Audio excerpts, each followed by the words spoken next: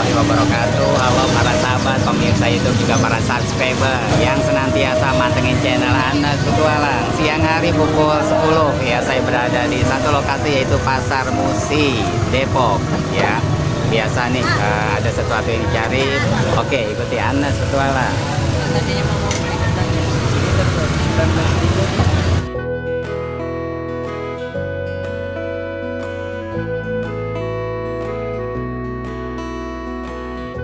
Suasana Pasar Musi, Masya Allah, betul ramenya tentunya.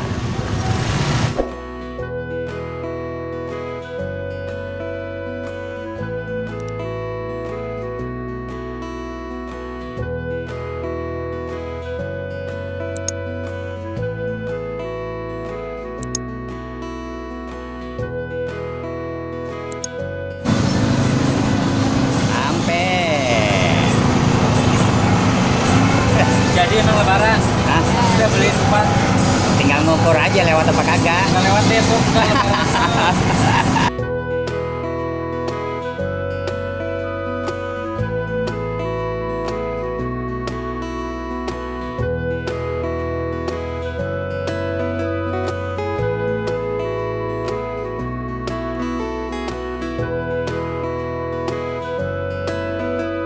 Oke, para sahabat pemirsa itu, demikian perjalanan saya Anas Petualang ya, dari sesuatu ke Pasar Musi ya.